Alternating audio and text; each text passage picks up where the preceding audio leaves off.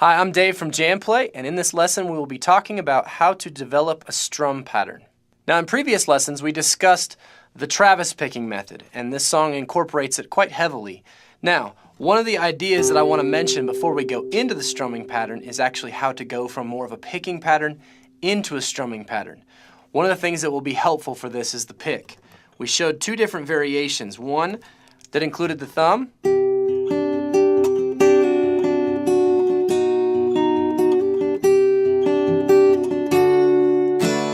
tricky thing about that, and there's lots of different methodologies to this, either to hold the pick here and try to grab it once you get to the chorus, or put it right here, or put it on your leg. A lot of times that's just not conducive for the environment you're in. So one of the things I like to do with this method is incorporate the pick. So we're going to incorporate here.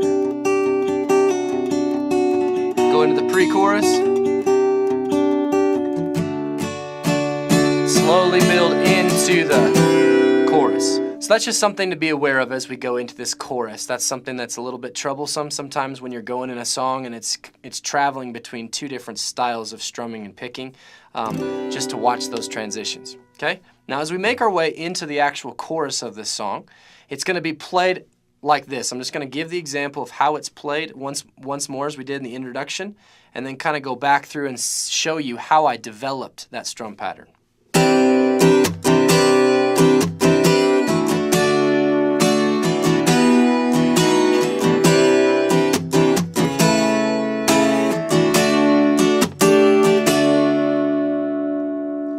So what you first do when you look at a strum pattern is you kind of look at it and break it down into its barest form, which this is based on 8th notes or 16th notes, depending on how you want to look at it.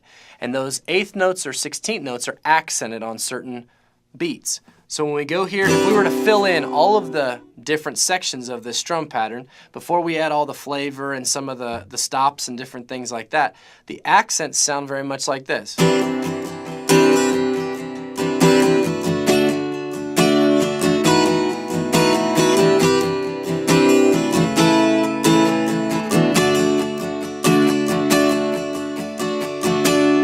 So what I did there was I just slowly played through adding all of the 8th notes or all the 16th notes there. So I just did that 1E and a 2E and a 3E and a 4E and a 1E and 2E and a 1E and a 2E and a 1E and a 2E.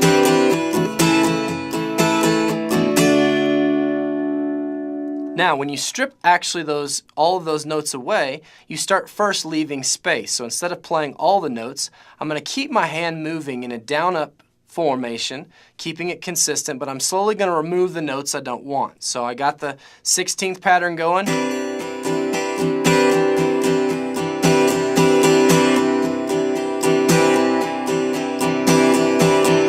And how that'd be counted is a 1E and a 2E and a 3E and a 4E and a 1E and a 2E and a 3E and a 4E and a... And so I slowly just showed you where those accents are. Now I'm going to keep my hand moving there, and I'm going to take out the ones I don't want.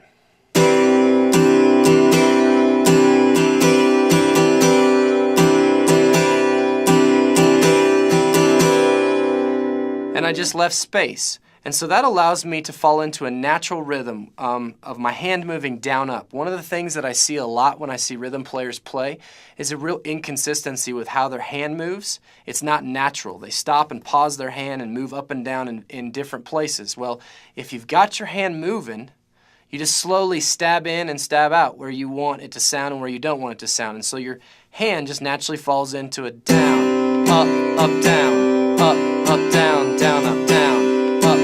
Down, up. And then I can throw in various things, like I threw in just a little bit of a chuck. I'm not throwing it on my hand there, I'm just kind of dropping my palm just to add a little bit of a...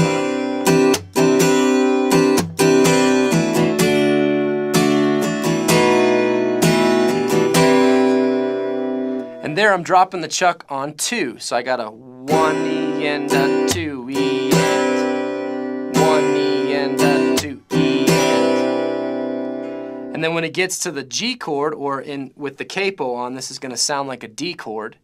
We go to a 1E and a 2E and a 1E and a 2E and a 1E and a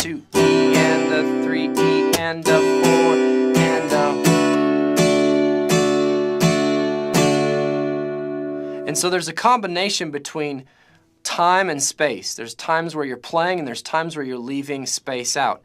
The hardest thing is getting this actually to groove. Now, one of the things that might be helpful with playing rhythm is actually to fill in the spaces with a drum beat or a metronome when you're actually playing. One of the hardest things to be done when you're playing rhythm and starting out is subdividing. When you're not playing notes, it's hard to get them to fall and make sense. And we'll cover that when we talk a little bit more about pocket later.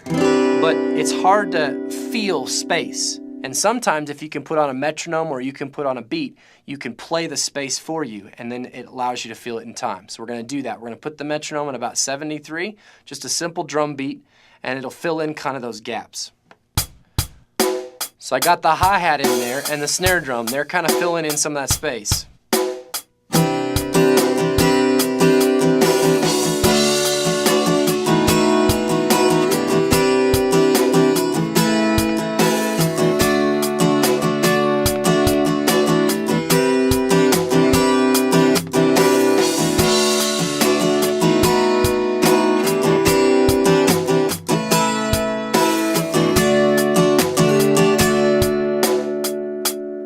And so what that beat allows me to do is kind of feel the rhythm. It's giving me notes for the space that I'm leaving. And that's the hardest thing to do when you play rhythm. And so what you want to do is just kind of feel it out and then take away the metronome, take away the beat, and see if you can keep that.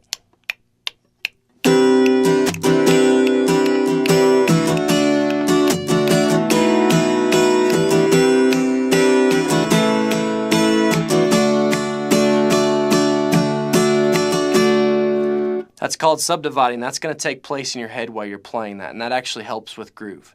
So there's two big parts to playing in rhythm. Is forming the rhythm first by laying the bass foundation with those accents. Slowly drop out the ones you don't want, and then add in your flavor elements. In this case, it was an easy, simple chuck just to make it a little more interesting. And then take it and play along with a metronome or play along with a beat pattern and allow yourself to kind of feel where you're playing and where you're not playing and make sure everything's in time. Then strip away all that and see if you can put all the elements together.